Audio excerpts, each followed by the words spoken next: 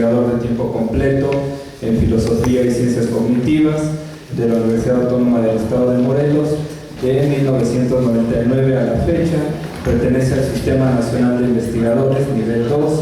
Actualmente es director del Centro de Investigación en Ciencias Cognitivas de la UAM, cofundador de la Facultad de Humanidades, del Departamento de Filosofía, del posgrado en Filosofía Contemporánea, del posgrado en Ciencias Cognitivas, como ya mencioné, y del Centro de Investigación de la UAM. Es doctor en Filosofía y Ciencias Cognitivas, tiene 2 maestrías en Filosofía por la Universidad de París, de la Sorbonne, por la de San Francisco State University. Sus áreas de competencia son la epistemología y las ciencias cognitivas, incluyendo por supuesto la filosofía de la mente y de la percepción. Sus líneas de investigación versan sobre teoría de la percepción, cognición y conciencia, categorización, teoría social, ética ecológica y afectos.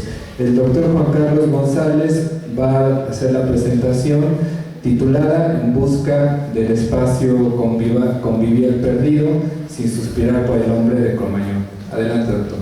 Gracias. Voy a repetir este título, es En búsqueda del espacio convivial perdido, sin suspirar por el hombre de Cromañón. Muchas gracias, Gerardo, al doctor Maldonado y a todos ustedes por estar aquí. Brevemente, motivación, ¿por qué quiero hablar de esto? Por 2 razones. Soy un gran respetuoso y admirador de la arquitectura y del quehacer arquitectónico, pero también soy un cliente insatisfecho, soy un cascarrabias del resultado de esta actividad, donde muchas veces estoy echando pestes justamente porque no se atienden las necesidades de los que habitamos los espacios. Entonces, para mí esto es como un manifiesto para expresar una inconformidad, ¿sí?, en términos tanto de estética como de función. Siempre estoy peleándome, ¿no?, porque las puertas se abren al revés, o porque tengo que dar la vuelta, ¿no?, para llegar a otro lugar, etcétera, o simplemente porque algo se ve feo, ¿no?, o no funciona de alguna forma, ¿no? Yo llevo aquí más de 2 horas y tengo ya el cuello torcido porque este auditorio, para mi gusto,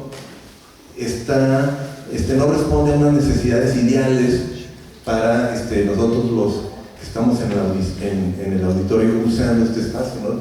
Tengo el cuello ya torcido porque yo estoy aquí abajo y el ángulo, se fija que tengo que doblar mi cuello, ¿no?, para poder estar viendo aquí o para voltear a ver quién está hablando de atrás. O sea, es un mal diseño, es una crítica y la asumo. He estado en otros espacios donde, por ejemplo, los griegos no estamos inventando nada nuevo y habían pensado en un teatro o en un anfiteatro en donde todos podemos vernos las caras, ¿no?, y no estar todo el tiempo tener que estar viendo nucas, ¿no? La gente de atrás siempre está viendo nucas, no hay interacción social, no hay intercambio de miradas. Bueno, esa es una motivación. Y la otra es propiamente para empoderarnos, para no solamente aspirar, sino exigir por espacios que permitan la convivialidad, que la generen, que la promuevan, y para eso nosotros tenemos que sensibilizarnos, pero exigirlo también. Entonces es también lo que me motiva a esta charla, el empoderarnos para exigir eso, ¿sí? Entonces, lo que quiero decir es que para encontrar ese espacio convivial perdido, no tenemos que voltear necesariamente hacia atrás, hacia el tiempo de las cavernas, ¿no?, y suspirar por el hombre de Cromañón o por estos ancestros nuestros, no necesariamente.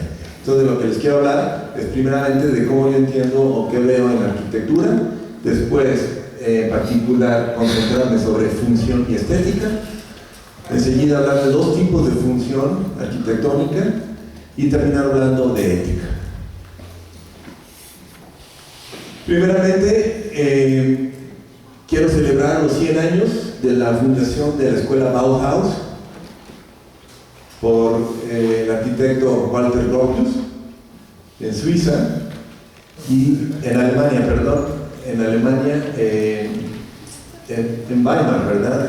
Originalmente, y después habiéndose mudado de sede. Esta es la sede de Dassault en Alemania, y lo celebro no porque sea especialista, sino, y más bien soy ignorante, pero sé que esta escuela, a través de sus múltiples ponentes, hablaron de la mezcla óptima que debe haber entre función y estética, o función y forma. Más o menos los periodos que estamos manejando aquí en su periodo, digamos, clásico o principal, unos 20 años, hasta que con la llegada del nazismo muchos de estos artistas huyen o tienen que irse de Alemania. Entonces, aquí tenemos esta consigna, ¿no? La forma sigue a la función. En lo personal me parece que es un matrimonio ideal lo que tenemos que tener en mente, es decir, forma y función, o si ustedes gustan también forma y contenido, que creo que también van de la mano. Esto nos lleva a preguntarnos sobre la relación que hay entre estética y uso, y también señalar que como parte de la mística de este movimiento se encontraba una postura sociopolítica subversiva. Aquí tenemos, por ejemplo, pues una silla, efectivamente, pero se fijan, no es cualquier silla, y aquí también tenemos una escalera, que no es cualquier escalera. Entonces tenemos ambas cosas, y en lo personal a mí me parece que un buen arquitecto debe de atender ambas dimensiones, función y estética o forma. Como otro de los conceptos importantes en este movimiento tenemos la postura según la cual podemos y debemos reducir la distancia entre lo que entendemos como arte y artesanía, y al mismo tiempo estar muy conscientes del papel que juega la tecnología y la producción industrial en serie de cara al arte.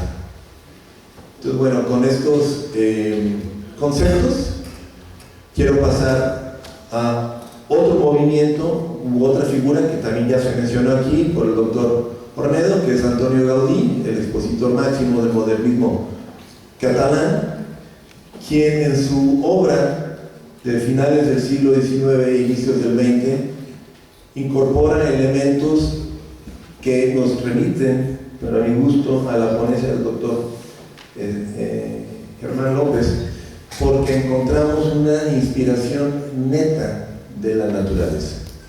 Entonces, sabemos que Gaudí mismo no era el que hacía los cálculos estructurales a través de ecuaciones y papel, sino a través de maquetas que emulaban naturalmente estas formas naturales. Y bueno, hay muchos ejemplos al respecto. Entonces tenemos la Bauhaus en el periodo que ya mencioné, a Antonio Gaudí en Cataluña, en donde encontramos formas orgánicas, espacios orgánicos, un cálculo estructural lírico de esta manera, a través de maquetas, a través de experimentos, digamos, a escala, en donde la geometría y la estética van de la mano, en donde se utilizan muchos tipos de materiales y donde también, hay que decirlo, se encierra una mística o una visión religiosa en el caso de Gaudí, y en particular en la Sagrada Familia, esta monumental obra que todavía se sigue construyendo al día de hoy.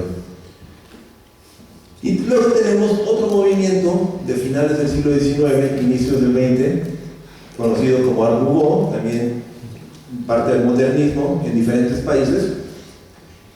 Yo tengo más conocimiento de este estilo en Francia. Aquí tenemos unos ejemplos, por ejemplo, las entradas de metro en París, es bien conocida el estilo Art Nouveau de estas piezas de forja, ¿no? Las fachadas de La Virot, por ejemplo, un arquitecto que recurre a estas formas que nos remiten ipso facto a la naturaleza, ¿no? Las curvas y la simetría. Entonces, con estos tres fuentes de inspiración, quiero entender la función y la estética, ¿no? Sobre el Art Nouveau también voy a añadir que estos conceptos que son, digamos, preocupaciones de los que hacen que son parte de este movimiento, ¿no? Donde hay sensualidad, placer, hasta erotismo, ¿no? Donde hay una libertad con una clara conciencia de la tendencia y del empuje de la mecanización industrial, y esto como un sentimiento heredado del romanticismo del siglo XIX, que por cierto Salvador Dalí definía como un arte comestible. Y voy a mencionar un cuarto elemento que no está obviamente, o sea, de manera obvia, ligado con la arquitectura, aunque sí hay elementos, por supuesto, en estos movimientos de dadaísmo y surrealismo, del cual seguramente nos hablará el doctor Yase más tarde. Pero en estas figuras clave lo que quiero señalar es que hay una postura política, una conciencia, una subversividad, un militantismo, un activismo político, sobre todo en este periodo de entre las dos guerras. Ahí tenemos una clara oposición al status quo y a la guerra, un posicionamiento político, también una dialéctica entre el nihilismo y el romanticismo, en donde conceptos como el inconsciente, los sueños, es decir, elementos de nuestra esfera mental, son parte de las preocupaciones de este movimiento artístico, de estos movimientos. Al mismo tiempo también hay una sensibilidad hacia la ciencia, pero también una sensibilidad hacia la irracionalidad de la imaginación, para que finalmente nos diga Breton que no hay nada exagerado. Entonces, esto es una manera de recapitular muy grosso modo de estos cuatro movimientos, elementos a partir del finales del siglo XIX y hasta inicios de la Segunda Guerra Mundial. Aquí lo menciono, estos son, digamos, los puntos de traslape. Menciono porque me parece que son unas excelentes fuentes de inspiración. No tenemos que inventar nada. Es decir, si yo fuera arquitecto y yo también humildemente a veces me permito hacer modificaciones a mi espacio y a mi casa y trato de ver lo que está ahí, no lo que ya se ha dicho, y yo encuentro que en estos movimientos hay más que suficiente como fuentes de inspiración para un quehacer arquitectónico en donde nos invita a habitarlo, ¿no? Que nos invita a habitarlo. Entonces, estas son las fuentes que quiero señalar. Y ahora me quiero concentrar brevemente en la filosofía de la Bauhaus para señalar la relación entre función y estética, que se puede a su vez extender a otros conceptos relacionados como forma y contenido, que muchas veces se ponen en antagonismo, en oposición, igual el medio y el mensaje, el uso instrumental versus el uso decorativo, el concepto de belleza versus funcionalidad, y luego la complementariedad entre espacio y cognición, ética y estética. Y para que esto no parezca así como conceptos simplemente a granel, desparpajados, lo que estoy queriendo decir es que si uno se apoya y toma en cuenta estos conceptos y estos antagonismos en ciertos casos, creo que podemos tener más herramientas conceptuales para hacer un mejor uso de nuestro quehacer arquitectónico, alimentado o instruido por estos conceptos. No tengo tiempo de detenerme en cada uno de ellos, pero me parece que son cosas que ya están bien establecidas, no tenemos otra vez que inventar nada y simplemente hacer uso de esto que ya tenemos. Quiero hablar también de dos tipos de función arquitectónica, o como se pueden entender en el quehacer arquitectónico. Uno que es de orden estético y que es un fin en sí mismo, y otro que es de orden instrumental y que es un medio para lograr un fin. Y en arquitectura obviamente tenemos, o por lo menos teóricamente encontramos ambas funciones. Cuando se trata de estética, tenemos cosas impresionantes, efectivamente. Ahora, esto no quiere decir que a todos nos guste lo mismo, pero son obras monumentales que tienen el cometido de, como decía también el maestro Saldívar, ¿no? Y también el doctor Ornedo, de desplegar un poder, ¿no? Y hasta cierto punto de intimidarnos o someternos, que también es el poder del capital, por supuesto. Pero bueno, claramente hay una dimensión estética que nadie puede negar, pero no es lo que me interesa en realidad, porque aunque sí le pongo atención a eso, mi queja principal, como decía al principio, es sobre todo de orden funcional. Si tengo que escoger una de estas dos críticas que le puedo hacer al quehacer arquitectónico, es sobre todo de orden funcional más que estético, pero obviamente si puedo tener las dos, mejor. Entonces me interesa más hablar del fin instrumental que puede y debe tener el quehacer arquitectónico. Desde este punto de vista, esta función es un medio para lograr un fin. Pero, ¿qué fin? ¿De qué fin estamos hablando? Entonces podemos hablar de un fin individualista, del que también ya se ha hablado aquí, que tiende a mantener un status quo, ¿no? A distinguirnos de los otros a través de despampanantes construcciones, decoraciones, materiales, etcétera, que también es, por supuesto, hijo del capitalismo, esa mentalidad. Y también tenemos un fin social, en donde se enfatiza la convivencia y no solo, o no más que el confort individual. Me parece que esta oposición es importante porque el talón de Aquiles, a mí me parece, de nosotros es el capitalismo, pero nosotros, en tanto que individuos comodinos, por decirlo así, como decía también el doctor Robert hace rato, los que queremos desplazarnos cada vez más rápido, ¿sí? O ir por delante de otros, o tener más capacidad de acción o de poder, siempre está ligado al individualismo, ¿no? Entonces no es ningún secreto que capitalismo e individualismo van de la mano. Para mí, parte de este empoderamiento del que les digo, al que aspiro, enfatiza el espacio social de convivencia en términos de una nostalgia, si ustedes gustan, pero sobre todo de una aspiración legítima para mi propia salud mental y la de una sociedad. Hemos perdido la capacidad de encontrarnos en espacios de convivencia. Yo vivo en Cuernavaca desde hace un poco más de 20 años y considero que la misma topografía pues, no lo permite, pero tampoco las políticas públicas, como también ya se señaló, y también el ámbito general de vida que tenemos en este país y en este estado, nos obligan cada vez a recluirnos más en nuestros espacios individualistas, ¿no? Detrás de las barcas, en nuestras casas, ¿no? Se habla de inseguridad, por supuesto, pero bueno, el caso de Cuernavaca habría que analizarlo propiamente, pues, como tal, individualmente, pero el caso general es que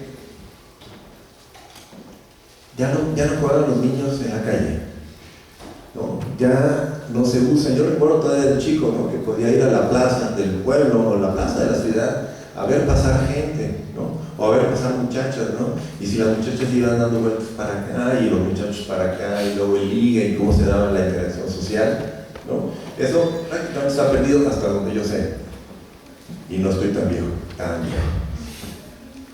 Ya no se sale a encontrar y socializar con los vecinos, ¿no? Tuve la oportunidad hace más de 20 años de estar en un pueblito en las Alpujarras, allá de Andalucía, cerca de Granada, y estuve en un pueblito de 300 personas, ¿no? Donde la gente sale a cierta hora de la calle a tomarse su cafecito, a tomarse su trago, ¿cómo se llama? Su jerez, y a platicar, por supuesto, fumarse un cigarro, etcétera, con todo el tiempo del mundo, por supuesto, ¿no? Ya no vamos a los bares, ¿no?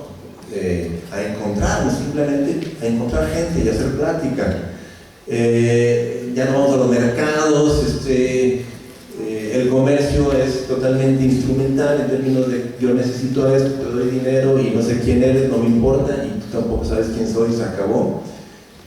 En los edificios multifamiliares o condominios es muy escasa la oferta de espacios conviviales, es algo de lo que hablé hace ya casi 2 años, en la primera jornada, justamente como un acto en realidad inmoral, porque lo que procrea eso es en realidad una alienación y es una pérdida de nuestra autonomía. Entonces la pregunta es, si queremos tener en mente este fin social, en donde se enfatiza la convivencia, y creo que debe ser un fin en sí mismo que debemos promover a través de la creación de estos instrumentos de convivio, entonces la pregunta, y sobre todo para los arquitectos, es cómo podemos crear o diseñar, planear espacios conviviales que hemos perdido, sin ser nostálgicos en el sentido de aspirar o suspirar por el hombre de Cromañón. No se trata de eso, ¿sí? ¿Por qué? Porque podemos usar toda la ciencia y la tecnología que está a nuestro alcance. Nos podemos apoyar y nos debemos apoyar en estudios cognitivos que son alimentados por datos provenientes de la psicología, de la sociología, reflexiones de la antropología, de la filosofía y de las neurociencias, es decir, la transdisciplina, haciendo arquitectura que está instruida cognitiva y éticamente. Y con esta disciplina de la filosofía quiero terminar, hablando de ética. Entonces, la ética, como yo la entiendo, nos permite tener un doble interés logrado cuando interactuamos con otros. Una satisfacción individual o individualista, si ustedes gustan, y al mismo tiempo un bienestar social. Es decir, no están peleados los intereses, no necesariamente están peleados los intereses individuales con el bienestar social. Yo sé que en ciertas situaciones sí, por supuesto, lo están, cuando hay escasez, por ejemplo, o crisis, pero no tienen por qué estar. Entonces, si tenemos esto en cuenta, podemos aspirar y desarrollar una postura ética pensando en ambos beneficios. Segundo lugar, creo que es hora, como lo dice Georges Monbiot, un periodista inglés, es hora de recuperar conceptos que están, parece ser, en desuso, como el de suficiente, enough. ¿Qué significa esto? Que hay que saber cuándo es suficiente, ¿no? Nos han martillado bajo este esquema neoliberal capitalista del todopoderoso individuo, ¿no? Que tener más es mejor, que siempre más es mejor y que no debe haber límites para acumular capital. Cuando perdemos y hemos perdido de vista cuándo es suficiente, dejamos nuestra vida literalmente, nuestra salud, nuestras relaciones familiares por hacer dinero. Y tenemos que revivir, nos dice este autor, tenemos que recuperar este concepto suficiente. Para eso hay que saber, es decir, hay que conocernos y hay que conocer nuestras necesidades reales y luego cuáles en realidad nos dan placer, nos dan gusto, nos dan un valor agregado a nuestra vida si a ustedes les gusta, pero hay que saber cuándo parar. También reflexionar entre la diferencia que significa ser versus tener. Y tener muy en claro lo que es calidad de vida, ¿no? Hoy día, por ejemplo, pienso yo, el verdadero lujo es tener tiempo, no dinero, porque si tienes todo el dinero, pero no tienes tiempo, no tienes manera de gastarlo, de disfrutarlo. Entonces, tiempo, un espacio adecuado, ¿sí? Y ahí incluye el espacio convivial, las relaciones personales, el ocio, un noble sentido del ocio, que también tenemos que recuperar. Como también decía el doctor Ornedo, no hay espacios en la universidad, son muy raros los espacios de convivio, ¿no? Nosotros en el centro de investigación, aquí va el comercial, ¿no? Pusimos un sofá para poder sentarnos a leer en un laboratorio, para poder también encontrar y discutir puntos de reflexión en el laboratorio de filosofía de la mente y epistemología. Algo que me parece fundamental, no es un lujo. Y las relaciones personales, quiero decirles que datos duros de la sociología nos demuestran que es donde la gente cifra su felicidad, más que el dinero, más que el sexo, más que el poder, relaciones personales, y no el número de amigos que tienes en Facebook, ¿no? Yo tengo 1000, no, yo tengo 1200, no, relaciones personales, cara a cara, ¿no? En el café, tomándonos algo, interacción real. ¿A qué me lleva esto? Bueno, creo que a partir de lo que he reflexionado, podemos estar de acuerdo, pienso, y si no, espero sus preguntas, en que el quehacer arquitectónico, entendido como la arquitectura con A mayúscula, puede beneficiar o alienar al individuo, tiene las dos capacidades, pero también puede aumentar o disminuir la calidad de vida de una sociedad. La historia reciente de la arquitectura y el arte, en este periodo que ya mencioné, ofrece elementos conceptuales, sociales y políticos valiosos para reflexionar e integrar a la práctica arquitectónica de hoy. En tercer lugar, los estudios cognitivos pueden enriquecer de múltiples maneras la arquitectura, una invitación también para que se acerquen al centro de investigación.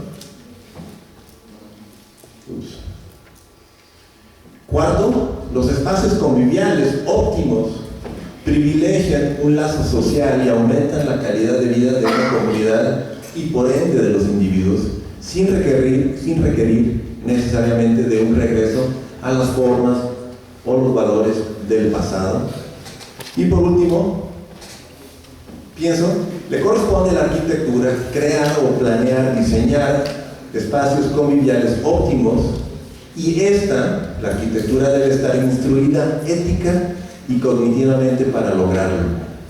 No sé si los estudiantes aquí de arquitectura llevan ética o ciencias cognitivas, estudios de la cognición en su plan de estudios, pero sugiero que si no lo tienen, con mucho gusto lo incluyan y nosotros podemos ir allí a asesorarnos. Muchas gracias.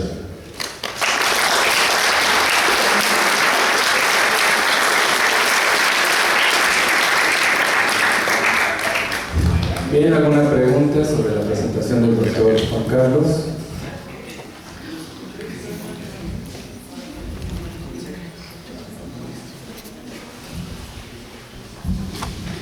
Bueno, yo quería abordar lo dicho por usted de lo que surge aquí en Cuernavaca por el aislamiento.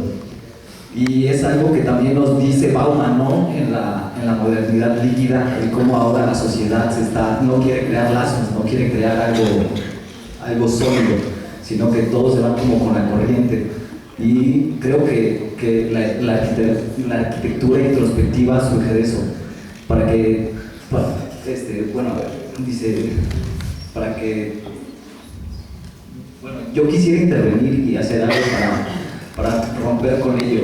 En este momento creo que, como lo he dicho por el arquitecto Adolfo, el capital es el que mueve los hilos, ¿no? De ahorita de la sociedad, y más allá de ello tenemos que recuperar esa visión social, y tal vez no sea mirar hasta tan atrás al hombre de Cromañón, pero sí podemos ver un poquito atrás qué es lo bueno que se hizo y qué es lo malo para no volver a hacerlo, y para qué sí repetir o poder intervenir con esas cosas. Bueno, es muy difícil romper con el paradigma que ahorita está con la sociedad, y pues mi pregunta sería ¿cómo un estudiante podría intervenir o cómo podríamos hacer algo para romper con todo esto? Sí, bueno, excelente pregunta, muy difícil también, ¿verdad? Pero creo que hay formas. Decía yo en un principio que mi objetivo sería empoderarnos. Creo que lo primero es estar consciente de estas formas de alienación en las que estamos inmersos, en sentido material, o sea, que el espacio te obliga, ¿no?, a tener una conducta de cierto tipo, como es un hecho, pero también el sistema socioeconómico en el que estamos inmersos. Entonces, tomar conciencia. Segundo, empoderarnos, es decir,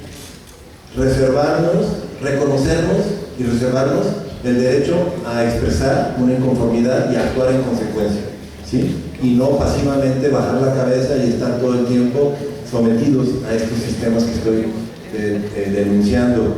Tercero, hay iniciativas grassroots, se llaman, así como locales, a nivel local y espontáneas relativamente. Ahora las redes sociales también tienen eso de bueno, eso sí tienen bueno, ¿no? No todo malo, para justamente podernos reunir, ¿no? En torno a un tema, ¿no? La permacultura, ¿no? O el cuidado medioambiental, proyectos ecológicos o el rescate del adobe como forma arquitectónica, etcétera. Y cuarto, yo pienso que imaginación y creatividad, y por eso también mencionaba el surrealismo, ¿no? Yo estoy convencido, digo, no metería mi mano al fuego, pero estoy convencido de que con el mismo presupuesto puedes lograr mucho más que en un cajón como los que hemos visto aquí, ¿no? Que nos mostraba el maestro Adolfo, ¿no? Con tu mismo presupuesto, ¿no? Yo pienso que este auditorio se hubiera podido, ¿no? Se hubiera podido diseñar de otra forma, con el mismo presupuesto, pero que optimizara nuestras relaciones dentro de este espacio, ¿no? Entonces tenemos que también osar, ser atrevidos como eran los surrealistas, ¿no? Y como eran los dadaístas. Tenemos que ser atrevidos y decir, tenemos una necesidad, exijamos, ¿no? Y si nadie me lo ofrece, entonces yo voy y, como dice el factor Cheval, ¿no? En Francia, ¿no? Que él solito se puede hacer su casa, de su imaginación, de sus sueños, y ahí tienes todo un monumento ahora histórico, ¿no? Entonces se puede. Lo ideal sería a través de la transformación política, sociopolítica, pero a falta de o sea, ante estas lagunas que ya se han señalado, ¿no? Que son producto de este sistema neoliberal en el que estamos inmersos, entonces vayamos de abajo hacia arriba y siempre en comunidad, en grupo, podemos y creo que debemos exigirlo. Gracias por la pregunta. Una pregunta más.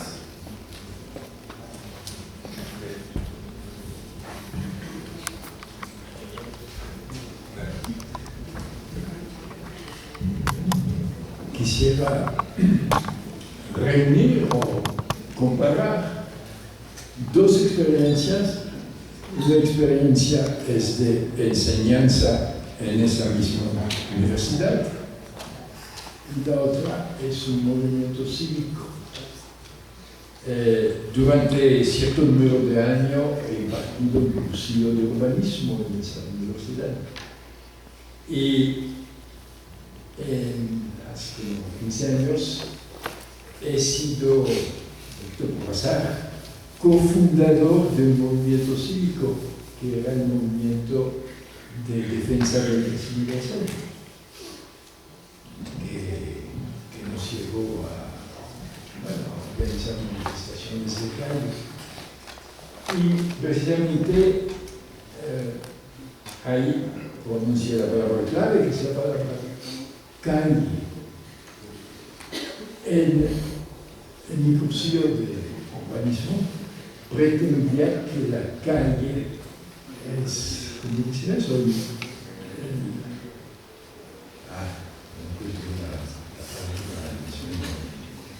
el meollo de la vida urbana.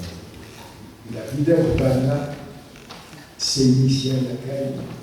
Las relaciones significativas, que Juan llama convivenciales o conviviales, se originan en la calle, y la calle puede tener propiedades que favorecen o imposibilitan esas relaciones. Y en enseñanza he encontrado mucho apoyo en la obra de Jane Jacobs, una autodidacta americana que simplemente paseaba en las calles y registraba lo que veía, y que a partir de sus observaciones escribió un libro que puso de cabeza a las ideas urbanísticas de los años 60. Se llama Vida y muerte de las grandes ciudades. Y entonces también mucha inspiración en tanto a la historia de las ciudades en otro libro de ella, que es sobre cómo se formaron las primeras ciudades. Bueno, yo nada más quería un poquito para preguntar si todavía se lee ese autor. A mí se me hace que ahora que están destruyéndose esas relaciones, que se están destruyendo las calles, las plazas, los espacios públicos, yo creo que es el momento de volver a leer a James Jacobs. Gracias. Muchas gracias, doctor Robert, por señalar. Me quedo con el concepto de calle como fundamental, como le decía el compañero, por supuesto, inspirados en la literatura o en los teóricos o en los activistas. Creo que podemos y debemos recuperar estos espacios perdidos, la calle, la plaza pública, que a su vez, paradójicamente, la estamos perdiendo porque la estamos perdiendo, es decir, porque no lo ocupamos. Y no lo ocupamos porque hay inseguridad, y no lo ocupamos porque ya estamos perdiendo la capacidad de relacionarnos en espacios públicos, ¿sí? Ya vemos al otro como así como de, ¿no?, desconfiadamente. Entonces, creo que ahí hay un punto fundamental que explotar, ¿no?, en el concepto de calle, y eso creo que incluye el empoderamiento del que estoy hablando, ocupar esos espacios. Si uno va a Cuba, por ejemplo, en La Habana, que es una ciudad grande, que puede haber ciertos peligros, los niños están, como yo los veía hace 40 años, o sea, están jugando en la calle, la gente está ahí tocando el tambor y tomándose una cerveza, o sea, la calle está ocupada. Entonces, no es casualidad, digamos, que ahí justamente espacio privado o interno y espacio externo en realidad sean vasos comunicantes, siendo que aquí es completamente otra lógica. Entonces, muchas gracias por señalar esto y vamos a recuperar esta literatura. Muchas gracias. Muchas gracias.